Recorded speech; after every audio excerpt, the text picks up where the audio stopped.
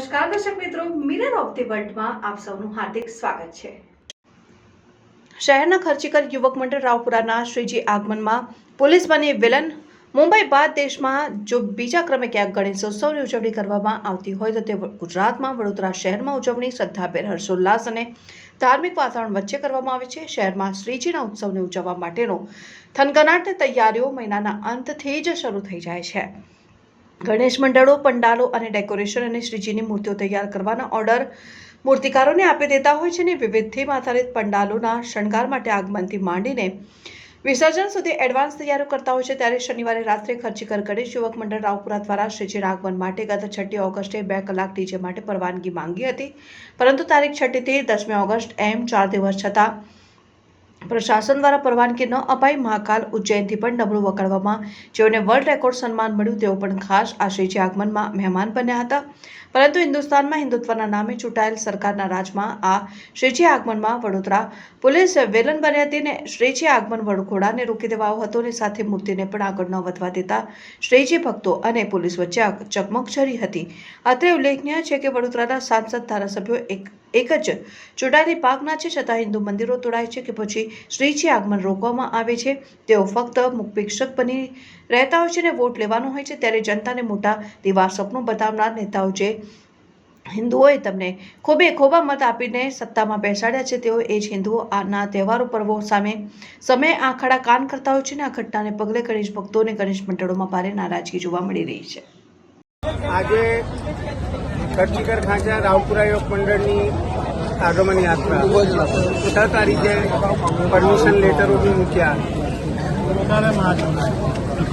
6 તારીખથી આજે 10મી તારીખ છે। કલાક 2 કલાકમાં પરમિશનો મળતી હોય છે, કલાક 2 કલાકમાં પરમિશનો મળતી હોય છે। આજે આપણા દેવની યાત્રા અમે એમને કીધું કે ડીજે નહીં, તો અમે એ બી તૈયાર થયા ડીજે નહીં। 5મી તારીખે ઉજ્જૈન ખાતે જે મહાકાલના મંદિરમાં જે વર્લ્ડ રેકોર્ડ ગિનીસ બુકમાં થયો, એ લોકો આપણા ત્યાં આપણી સંસ્કારી નગરીમાં ડમરૂ વગાડવા પધાર્યા। આજે વિચાર કરો એ લોકો શું ઇમ્પ્રેશન લઈને જશે। અમે એટલું કીધું કે ભલે તમે ડીજેની પરમિશન ના આપી કોઈ વાંધો નહીં, અમને અમારા ગણપતિ દાદાને અમારા નિજ મંડળે આજે નક્કી થયેલું છે।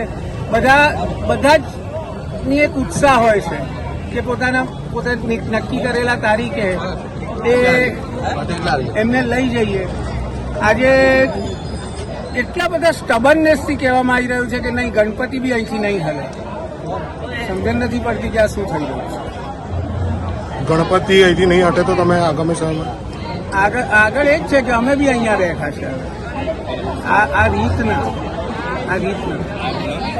અમે અમારાથી કોઈનાથી ગીલા શીખવા નથી, પણ આ રીત નથી। જ્યારે અમે એટલા સંવેદનશીલ વિસ્તારથી આવતા હોઈએ અને હિન્દુત્વ માટે જ્યારે જરૂર પડી હોય ત્યારે અમે ઊભા રહેતા હોઈએ। આજે આવા દિવસો આવી ગયા કે અમારે ગણપતિ દાદાની યાત્રા કાઢવાની બી બિલકુલ અમે કીધું ખાલી ઢોલ ત્રાસા પર લઈ જઈએ એના માટે બી ના પાડવામાં આવી।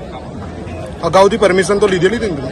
પરમિશન માટે લેટર મૂકેલા હતા, 6 તારીખથી લેટર મૂકેલા હતા, અલ્લે તલ્લે કરતા હતા, નહીં આજે નહીં, કાલે નહીં, પરમ દિવસે નહીં, આ ચાલતું રહ્યું। કાલે મને એવું કીધું કે હવે કેન્સલ।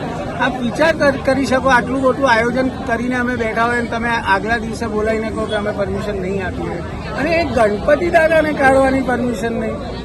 બધા કરતા તો એ શ્રેષ્ઠ છે ને। બીજા બધા પરમિશનો તમે જે કોઈ બી XYZ માટે રાખતા હો, પણ દાદાના માટે તો